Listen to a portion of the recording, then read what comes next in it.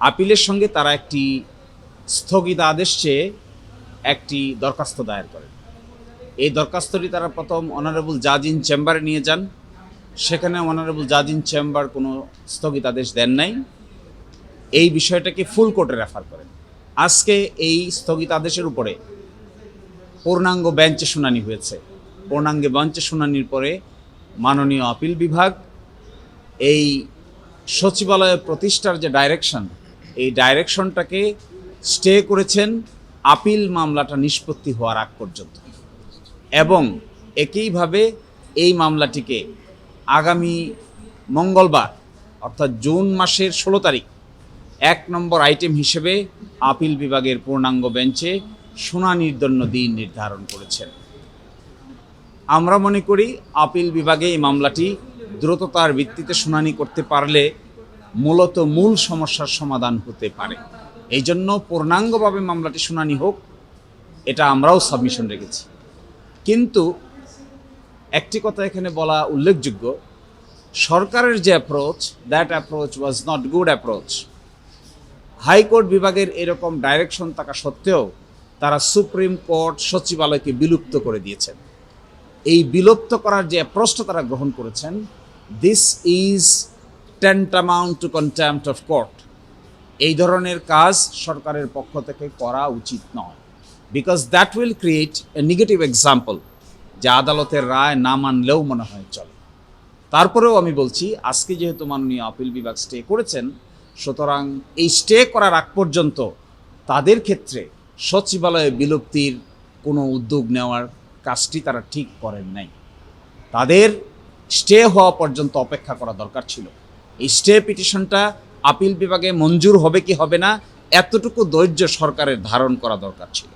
সরকারের এই অধৈর্য জাতির কাছে একটা নেগেটিভ মেসেজ দিয়েছে, যে তাহলে উচ্চ আদালত এবং বিচার বিভাগের প্রতি তারা এই ধরনের আচরণ কেন করছেন।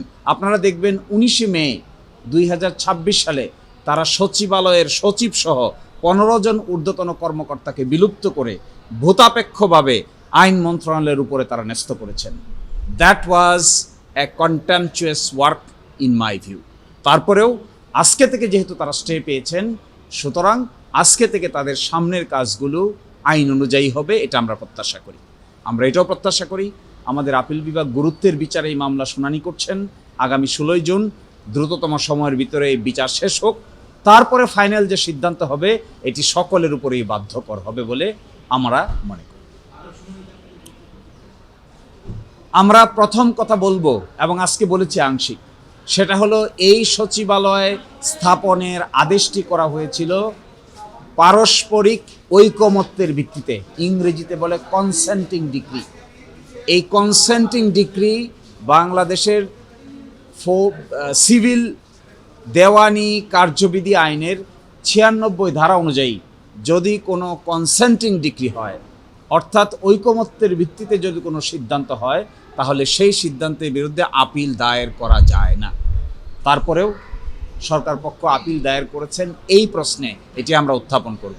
সেকেন্ড, বিচার বিভাগ যদি স্বাধীন না হয়, তাহলে শুধুমাত্র সরকার কিংবা বিরোধী দলের ব্যাপার না, জনগণের রক্ষা কবচ বলতে শেষ পর্যন্ত কিছুই আর হাতে থাকে না।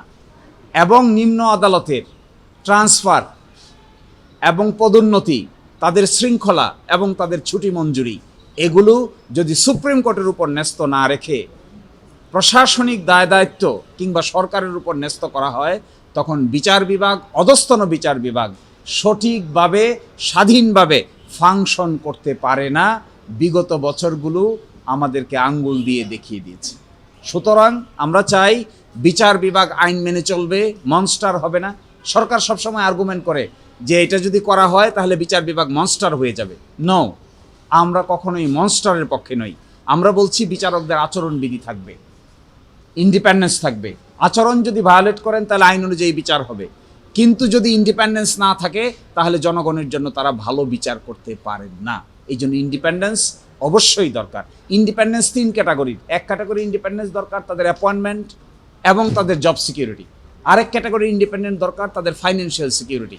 আরেক ক্যাটাগরি ইন্ডিপেন্ডেন্ট দরকার তাদের ইনস্টিটিউশনাল সিকিউরিটি। বিচারকদের যদি আপনি ফ্যাসিলিটি না দেন, তাহলে তো বিচার কার্য সম্পন্ন করা সম্ভব হবে না। কোনো একটা দুইটা মামলাকে আপনি ফাস্ট ট্র্যাক করতে পারেন, কিন্তু বিচার ব্যবস্থার উন্নতি না করলে জাতি হিসেবে সামনের দিকে অগ্রসর হওয়া will be very difficult in our view.